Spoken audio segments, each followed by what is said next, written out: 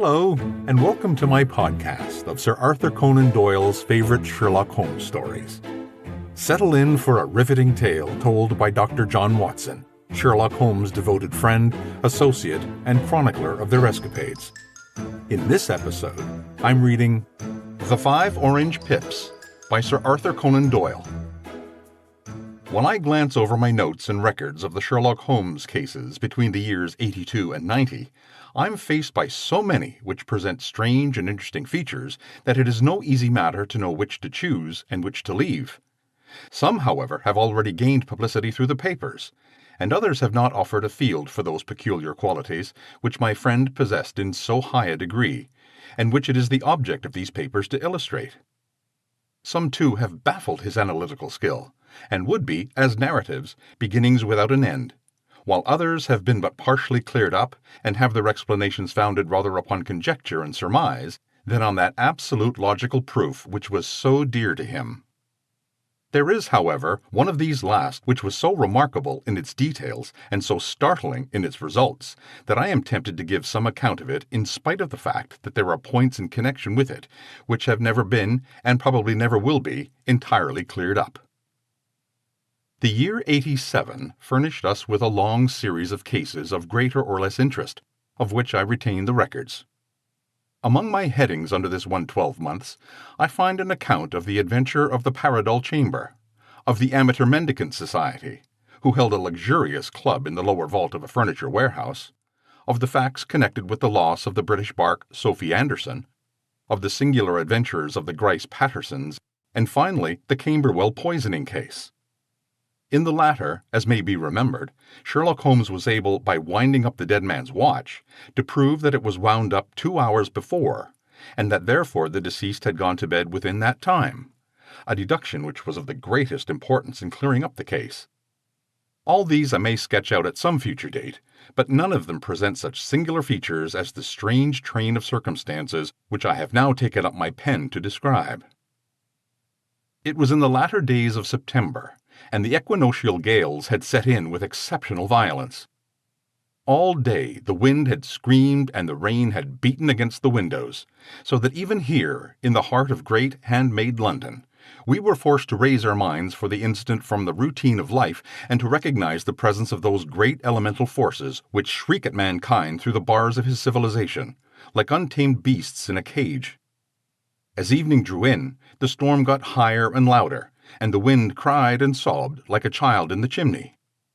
Sherlock Holmes sat moodily at one side of the fireplace, cross-indexing his records of crime, while I at the other side was deep in one of Clark Russell's fine sea stories, until the howl of the gale from without seemed to blend with the text, and the splash of the rain to lengthen out into the long swash of the sea waves.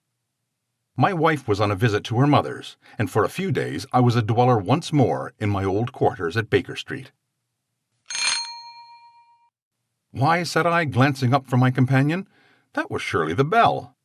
Who could come tonight? Some friend of yours, perhaps?" "Except yourself, I have none," he answered. "I do not encourage visitors." "A client, then?" "If so, it is a serious case. Nothing less would bring a man out on such a day and at such an hour. But I take it that it is more likely to be some crony of the landlady's." Sherlock Holmes was wrong in his conjecture, however, for there came a step in the passage and a tapping at the door. He stretched out his long arm to turn the lamp away from himself and towards the vacant chair upon which the newcomer must sit. "Come in," said he. The man who entered was young, some 22 at the outside, well-groomed and trimly clad, with something of refinement and delicacy in his bearing. The streaming umbrella which he held in his hand, and his long shining waterproof, told of the fierce weather through which he had come. He looked about him anxiously in the glare of the lamp, and I could see that his face was pale and his eyes heavy, like those of a man who was weighed down with some great anxiety. "I owe you an apology," he said, raising his golden pince-nez to his eyes. "I trust that I'm not intruding. I fear that I have brought some traces of the storm and rain into your snug chamber." "Give me your coat and umbrella," said Holmes. "They may rest here on the hook and will dry presently. You've come up from the southwest, I see." "Yes, from Horsham." "That clay and chalk mixture which I see upon your toe caps is quite distinctive." I've come for advice. That is easily got. And help. That is not always so easy. I've heard of you, Mr. Holmes. I heard from Major Prendergast how you saved him in the Tankerville Club scandal. Ah, of course. He was wrongfully accused of cheating at cards. He said that you could solve anything. Oh, he said too much. That you were never beaten. I've been beaten 4 times, 3 times by men and once by a woman. But what is that compared to the number of your successes? It is true that I have been generally successful. Then you may be so with me. I beg that you draw your chair up to the fire and favor me with some details as to your case. It's no ordinary one. None of those which come to me are. I'm the last court of appeal. And yet I question, sir, whether in all your experience you have ever listened to a more mysterious and inexplicable chain of events than those which have happened in my own family. You fill me with interest, said Holmes. Pray give us the essential facts from the commencement, and I can afterwards question you as to those details which seem to me to be the most important. The young man pulled his chair up and pushed his wet feet out toward the blaze. My name, he said, is John Openshaw, but my own affairs have, as far as I can understand, little to do with this awful business. It's a hereditary matter, so in order to give you an idea of the facts, I must go back to the commencement of the affair. You must know that my grandfather had 2 sons, my uncle Elias and my father Joseph. My father had a small factory in Coventry, which he enlarged at the time of the invention of bicycling. He was a patentee of the Openshaw unbreakable tire, and his business met with such success that he was able to sell it and retire upon a handsome competence. My uncle Elias emigrated to America when he was a young man, and became a planter in Florida, where he was reported to have done very well. At the time of the war, he fought in Jackson's army, and afterwards under Hood, where he rose to be a colonel. When Lee laid down his arms, my uncle returned to his plantation, where he remained for 3 or 4 years. About 1869 or 1870, he came back to Europe and took a small estate in Sussex, near Horsham. He had made a very considerable fortune in the States, and his reason for leaving them was his aversion to the Negroes, and his dislike of the Republican Party in extending the franchise to them. He was a singular man, fierce and quick-tempered, very foul-mouthed when he was angry, and of a most retiring disposition. During all the years that he lived at Horsham, I doubt if he ever set foot in the town. He had a garden and 2 or 3 fields round the house, and there he would take his exercise, though very often for weeks on end he would never leave his room. He drank a great deal of brandy and smoked very heavily, but he would see no society and did not want any friends, not even his own brother.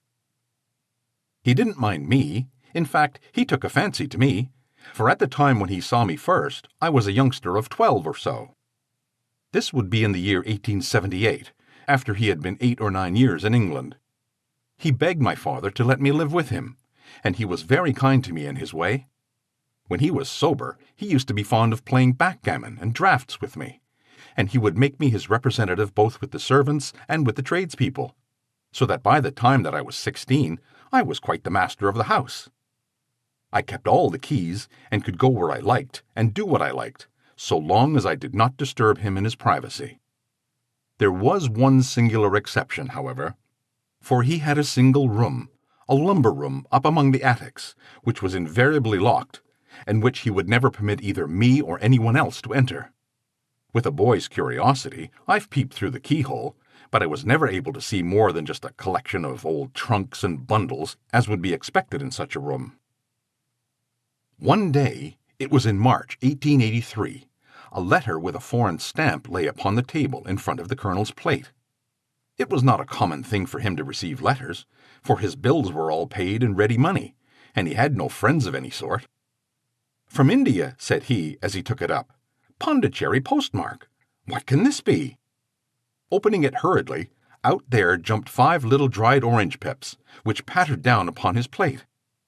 I began to laugh at this, but the laugh was struck from my lips at the sight of his face. His lip had fallen, his eyes were protruding, his skin the color of putty, and he glared at the envelope while he still held it in his trembling hand. "KKK!" he shrieked, and then, "My God! My God! My sins have overtaken me!" "What is it, uncle?" I cried. "Death!" said he, and rising from the table he retired to his room, leaving me palpitating with horror. I took up the envelope and saw scrawled in red ink upon the inner flap, just above the gum, the letter K 3 times repeated. There was nothing else save the 5 dried pips. What could be the reason for his overpowering terror? I left the breakfast table, and as I ascended the stair I met him coming down with an old rusty key, which must have belonged to the attic, in one hand, and a small brass box, like a cash box, in the other.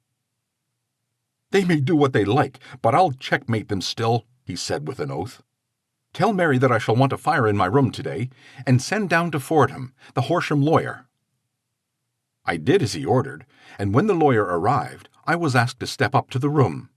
The fire was burning brightly, and in the grate there was a mass of black, fluffy ashes, as of burned paper, while the brass box stood open and empty beside it. As I glanced at the box, I noted with a start that upon the lid was printed the treble K, which I had read in the morning upon the envelope. "I wish you, John," said my uncle, "to witness my will.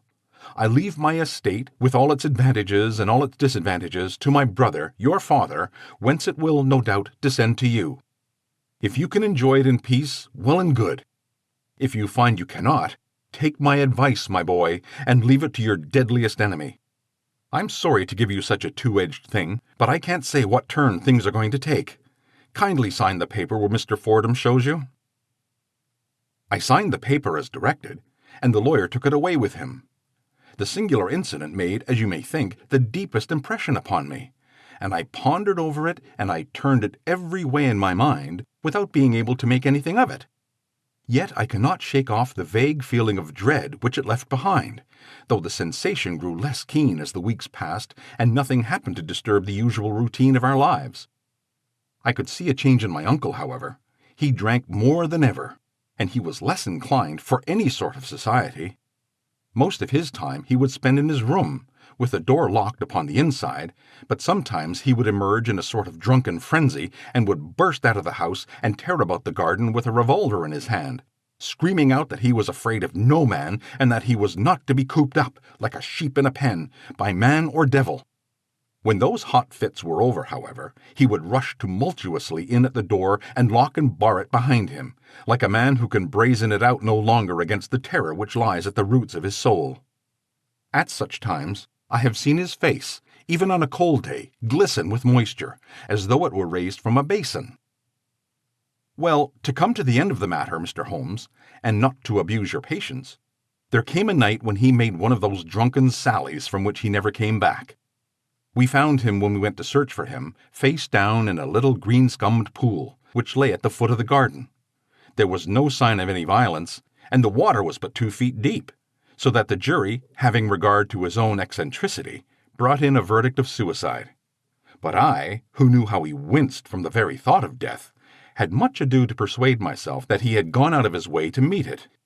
The matter passed, however, and my father entered into possession of the estate and of some £14,000, which lay to his credit at the bank.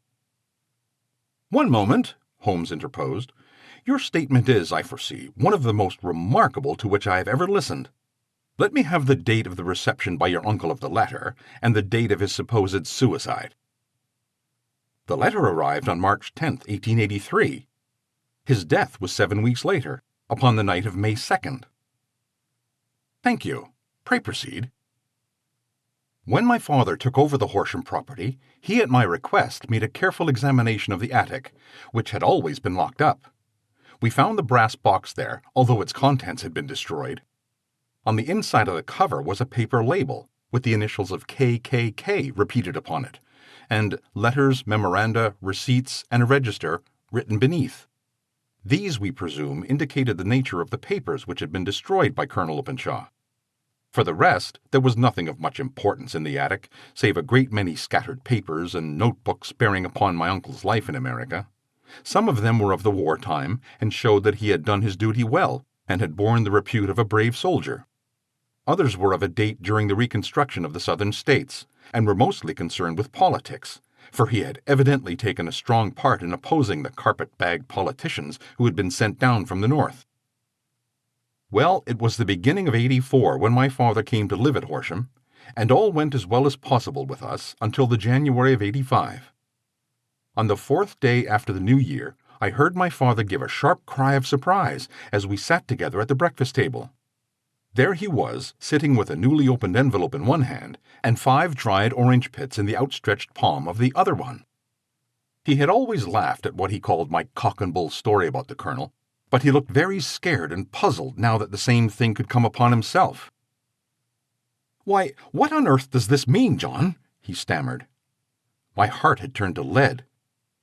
"It's KKK," said I. He looked inside the envelope. "So it is," he cried. "Here are the very letters. But what is this written above them?" "Put the papers on the sundial," I read, peeping over his shoulder. "What papers? What sundial?" he asked. "The sundial in the garden. There is no other," said I, "but the papers must be those that are destroyed." "Pfft," said he, gripping hard at his courage. "We are in a civilized land here, and we can't have tomfoolery of this kind. Where does the thing come from?" "From Dundee," I answered, glancing at the postmark. "Some preposterous practical joke," said he. "What have I to do with sundials and papers? I shall take no notice of such nonsense." "I should certainly speak to the police," I said. "And be laughed at for my pains? Nothing of the sort." "Then let me do so?" "No, I forbid you. I won't have a fuss made about such nonsense." It was in vain to argue with him, for he was a very obstinate man. I went about, however, with a heart which was full of forebodings. On the 3rd day after the coming of the letter, my father went from home to visit an old friend of his, Major Freebody, who was in command of one of the forts upon Portsdown Hill. I was glad that he should go, for it seemed to me that he was farther from danger when he was away from home. In that, however, I was in error. Upon the 2nd day of his absence, I received a telegram from the Major, imploring me to come at once. My father had fallen over one of the deep chalk pits which abound in the neighborhood, and was lying senseless with a shattered skull. I hurried to him, but he passed away without having ever recovered his consciousness. He had, as it appears, been returning from Fareham in the twilight, and as the country was unknown to him and the chalk pit unfenced, the jury had no hesitation in bringing in a verdict of death from accidental causes. Carefully as I examined every fact connected with his death, I was unable to find anything that could suggest the idea of murder. There were no signs of violence, no footmarks, no robbery, no record of strangers having been seen upon the roads. And yet I need not tell you that my mind was far from at ease, and that I was well nigh certain that some foul play had been woven round him. In this sinister way I came into my inheritance. You will ask me why I did not dispose of it. I answer, because I was well convinced that our troubles were in some way dependent upon an incident in my uncle's life, and that the danger would be as pressing in one house as in another. It was in January '85 that my poor father met his end, and 2 years and 8 months have elapsed since then. During that time I've lived happily in Horsham, and I had begun to hope that this curse had passed away from the family, and that it had ended with the last generation. I had begun to take comfort too soon, however. Yesterday morning, the blow fell in the very shape in which it had come upon my father.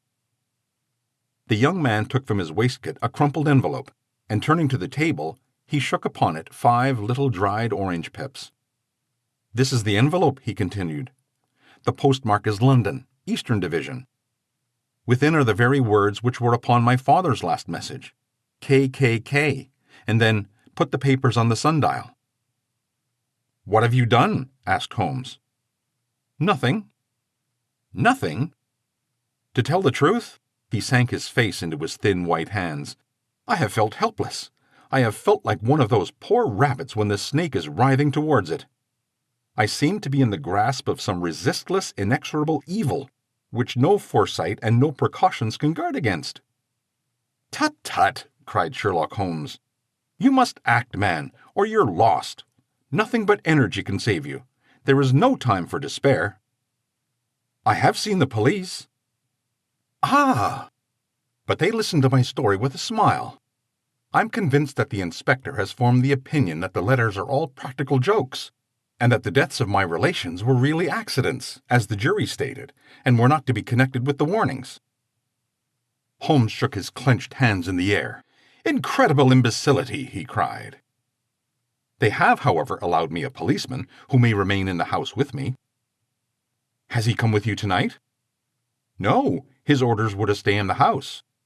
Again Holmes raved in the air. "Why did you come to me?" he cried. "And above all, why did you not come at once?" "I don't know. It was only today that I spoke to Major Prendergast about my troubles, and was advised by him to come to you." "It is really 2 days since you had the letter. We should have acted before this. You have no further evidence, I suppose, than that which you have placed before us? No suggestive detail which might help us?" "There is one thing," said John Openshaw. He rummaged in his coat pocket, and drawing out a piece of discolored blue-tinted paper, he laid it upon the table. "I have some remembrance," said he, "that on the day when my uncle burned the papers, I observed that the small unburned margins which lay amid the ashes were of this particular color. I found this single sheet upon the floor of his room, and I'm inclined to think that it may be one of the papers which has, perhaps, fluttered out from among the others, and in that way has escaped destruction. Beyond the mention of pips, I did not see that it helps us much. I think myself that it is a page from some private diary. The writing is undoubtedly my uncle's." Holmes moved the lamp, and we both bent over the sheet of paper, which showed by its ragged edge that it had indeed been torn from a book. It was headed March 1869, and beneath were the following enigmatic notices. 4th, Hudson came, same old platform. 7th, set the pips on Macaulay, Paramore, and John Swain of St. Augustine. 9th, Macaulay cleared. 10th, John Swain cleared. 12th, visited Paramore. All well. "Thank you," said Holmes, folding up the paper and returning it to our visitor. "And now you must on no account lose another instant. We cannot spare time even to discuss what you have told me. You must get home instantly and act." "What shall I do?" "There is but one thing to do. It must be done at once. You must put this piece of paper which you have shown us into the brass box which you have described. You must also put in a note to say that all the other papers were burned by your uncle, and that this is the only one which remains. You must assert that in such words as will carry conviction with them. Having done this, you must at once put the box open upon the sundial as directed. Do you understand?" "Entirely." "Do not think of revenge, or anything of the sort, at present. I think that we may gain that by means of the law. But we have our web to weave, while theirs is already woven. The first consideration is to remove the pressing danger which threatens you. The second is to clear up the mystery and to punish the guilty parties." "I thank you," said the young man, rising and pulling on his overcoat. "You have given me fresh life and hope. I shall certainly do as you advise." "Do not lose an instant, and above all, take care of yourself in the meanwhile, for I do not think that there can be a doubt that you are threatened by a very real and imminent danger. How do you go back?" "By train from Waterloo." "It is not yet 9. The streets will be crowded, so I trust that you may be in safety. And yet you cannot guard yourself too closely." "I'm armed." "That is well. Tomorrow I shall set to work upon your case." "I shall see you in Horsham, then?" "No, your secret lies in London. It is there that I shall seek it." "Then I shall come upon you in a day or in 2 days, with news as to the box and the papers. I shall take your advice in every particular." He shook hands with us and took his leave. Outside, the wind still screamed and the rain splashed and pattered against the windows. This strange, wild story seemed to have come to us from amid the mad elements, blown in upon us like a sheet of seaweed in a gale, and now to have been reabsorbed by them once more. Sherlock Holmes sat for some time in silence, with his head sunk forward and his eyes bent upon the red glow of the fire. Then he lit his pipe, and leaning back in his chair, he watched the blue smoke rings as they chased each other up to the ceiling. "I think, Watson," he remarked at last, "that of all our cases we have had, none more fantastic than this." "Save perhaps the sign of 4. "Well, yes, save perhaps that. And yet this John Openshaw seems to me to be walking amid even greater perils than those of the Sholtos. But have you, I asked, formed any definite conception as to what these perils are? There can be no question as to their nature, he answered. Then what are they? Who is this KKK? And why does he pursue this unhappy family? Sherlock Holmes closed his eyes and placed his elbows upon the arms of his chair, with his fingertips together. The ideal reasoner, he remarked, would, when he had only once been shown a single fact in all its bearings, deduced from it not only all the chain of events which led up to it, but also all the results which could follow from it.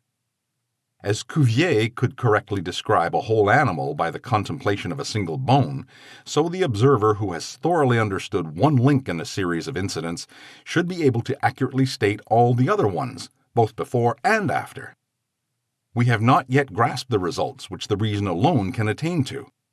Problems may be solved in the study, which have baffled all those who have sought a solution by the aid of their senses. To carry the art, however, to its highest pitch, it is necessary that the reasoner should be able to utilize all the facts which have come to his knowledge, and this in itself implies, as you will readily see, a possession of all knowledge, which even in these days of free education and encyclopedias is a somewhat rare accomplishment.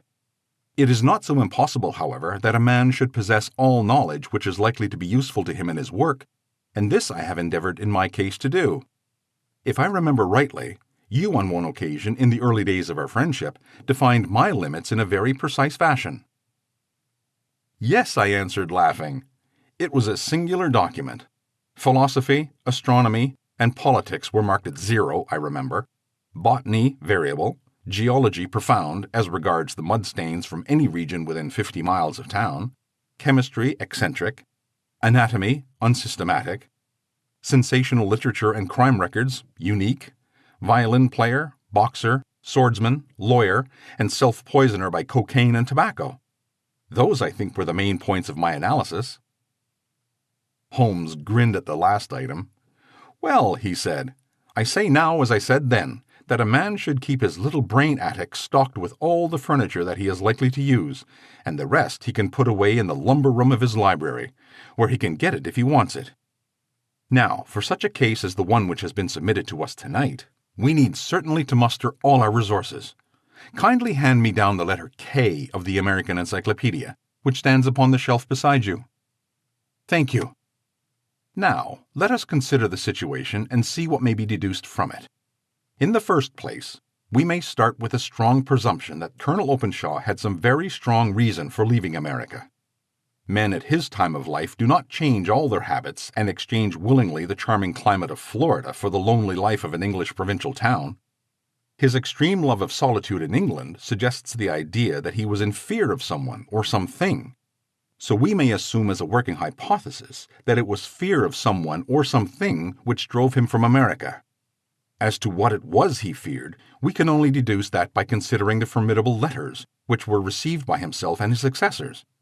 Did you remark the postmarks of those letters? The first was from Pondicherry, the second from Dundee, and the third from London. From East London. What do you deduce from that? They are all seaports, that the writer was on board of a ship. Excellent. We have already a clue. There can be no doubt that the probability, the strong probability, is that the writer was on board of a ship. And now let us consider another point. In the case of Pondicherry, 7 weeks elapsed between the threat and its fulfillment. In Dundee, it was only some 3 or 4 days. Does that suggest anything? A greater distance to travel. But the letter had also a greater distance to come. Then I do not see the point. There is at least a presumption that the vessel in which the man or men are is a sailing ship. It looks as if they always send their singular warning or token before them when starting upon their mission. You see how quickly the deed followed the sign when it came from Dundee? If they had come from Pondicherry in a steamer, they would have arrived almost as soon as the letter. But as a matter of fact, 7 weeks elapsed. I think that those 7 weeks represented the difference between the mail boat which brought the letter and the sailing vessel which brought the writer. It is possible. More than that, it is probable. And now you see the deadly urgency of this new case. and why I urged young Openshaw to caution. The blow has always fallen at the end of the time which it would take for the senders to travel the distance. But this one comes from London, and therefore we cannot count upon delay." "Good God!" I cried. "What can it mean, this relentless persecution?" The papers which Openshaw carried are obviously of vital importance to the person or persons in the sailing ship. I think that it is quite clear that there must be more than one of them. A single man could not have carried out 2 deaths in such a way as to deceive a coroner's jury. There must have been several in it, and they must have been men of resource and determination.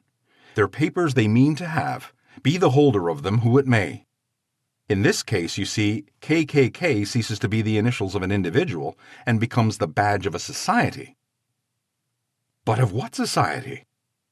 "Have you never," said Sherlock Holmes, bending forward and sinking his voice, "have you never heard of the Ku Klux Klan?" "I never have." Holmes turned over the leaves of the book upon his knee. "Here it is," he said presently. "Ku Klux Klan, a name derived from the fanciful resemblance of the sound produced by cocking a rifle. This terrible secret society was formed by some ex-Confederate soldiers in the Southern states after the Civil War, and it rapidly formed local branches in different parts of the country, notably in Tennessee, Louisiana, the Carolinas, Georgia, and Florida. Its power was used for political purposes, principally for the terrorizing of the Negro voters and the murdering and driving from the country of those who were opposed to its views. Its outrages were usually preceded by a warning, sent to the marked man in some fantastic but generally recognized shape, a sprig of oak leaves in some parts, melon seeds or orange pips in others. On receiving this, the victim might either openly abjure his formal ways or might fly from the country. If he braved the matter out, death would unfailingly come upon him, and usually in some strange and unforeseen manner. So perfect was the organization of the society, and so systematic its methods, that there is hardly a case upon record where any man succeeded in braving it with impunity, or in which any of its outrages were traced home to the perpetrators. For some years the organization flurried, in spite of the efforts by the United States government and of the better classes of the community in the South. Eventually, in the year 1869, the movement rather suddenly collapsed, although there have been sporadic outbreaks of some sort since that date. "You will observe," said Holmes, laying down the volume, "that the sudden breaking up of the society was coincident with the disappearance of Openshaw from America with their papers. It may well have been cause and effect. It is no wonder that he and his family have some of the more implacable spirits upon their track.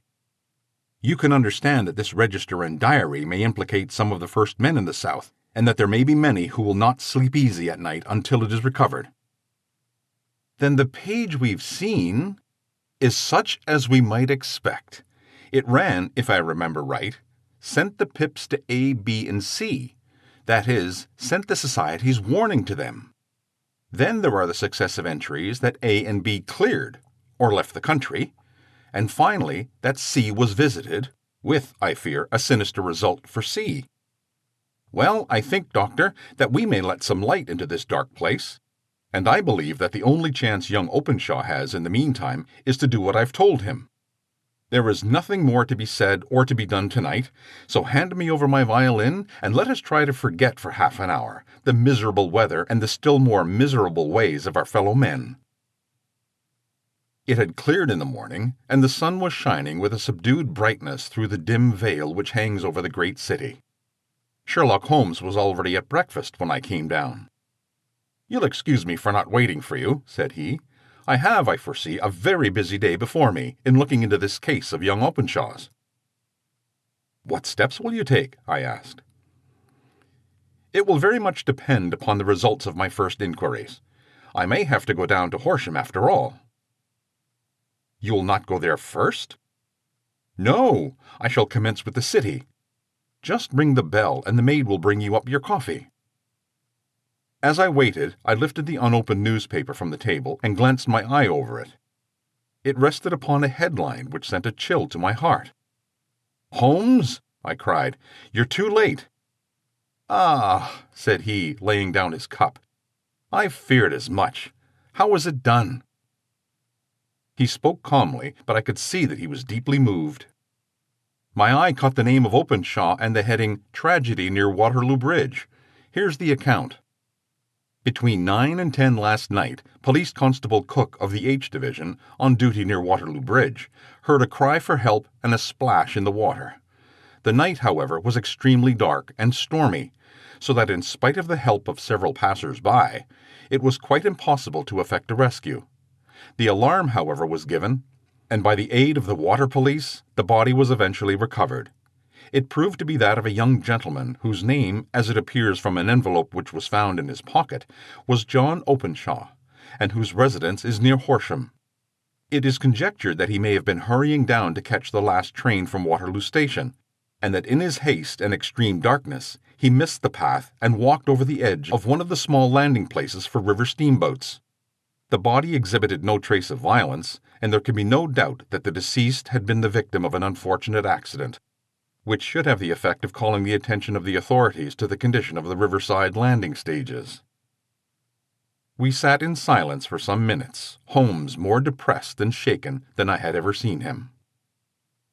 "That hurts my pride, Watson," he said at last. "It's a petty feeling, no doubt, but it hurts my pride.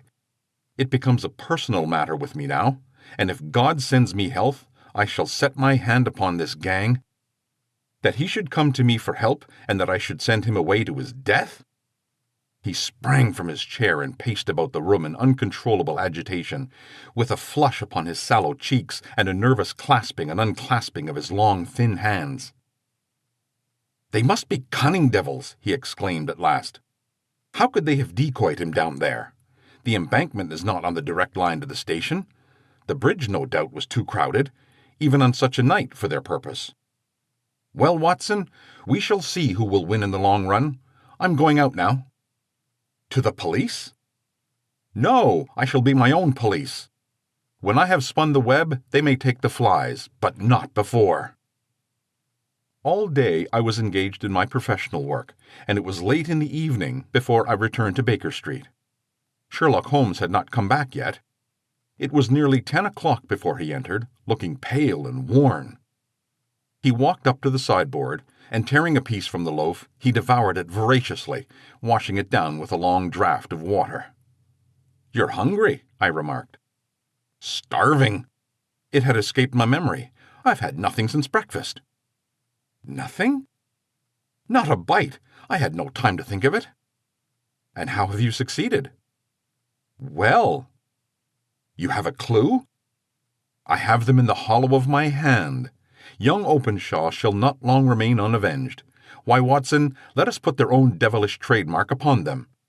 It is well thought of." "What do you mean?"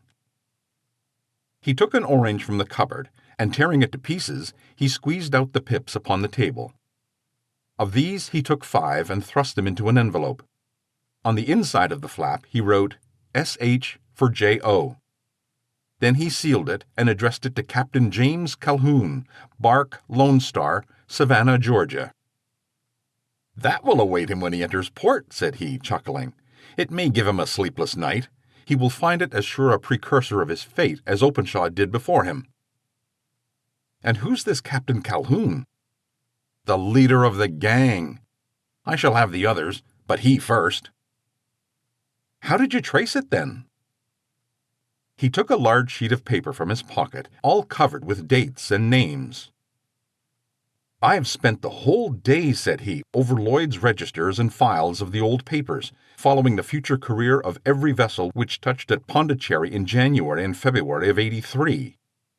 There were 36 ships of fair tonnage which were reported there during those months. Of these, one, the Lone Star, instantly attracted my attention, since although it was reported as having cleared from London, the name is that which was given to one of the states of the Union. Texas, I think. I was not and am not sure which, but I knew that the ship must have an American origin." "What then?" "I searched the Dundee records, and when I found that the bark Lone Star was there in January '85, my suspicion became a certainty. I then inquired as to the vessels which lay at present in the port of London." "Yes?" "The Lone Star had arrived here last week. I went down to the Albert dock, and found that she had been taken down river by the early tide this morning, homeward bound to Savannah. I wired to Gravesend and learned that she had passed some time ago, and as the wind is easterly, I have no doubt that she has now passed the Goodwins and not very far from the Isle of Wight. What will you do then? Oh, I have my hand upon him. He and the 2 mates are, as I learn, the only native-born Americans in the ship. The others are Finns and Germans. I know also that they were all 3 away from the ship last night. I had it from the stevedore who had been loading their cargo. By the time that their sailing ship reaches Savannah, the mail boat will have carried this letter, and the cable will have informed the police of Savannah that these 3 gentlemen are badly wanted here upon a charge of murder. There is a flaw, however, in the best laid of human plans, and the murderers of John Openshaw were never to receive the orange pips, which would show them that another, as cunning and as resolute as themselves, was upon their track.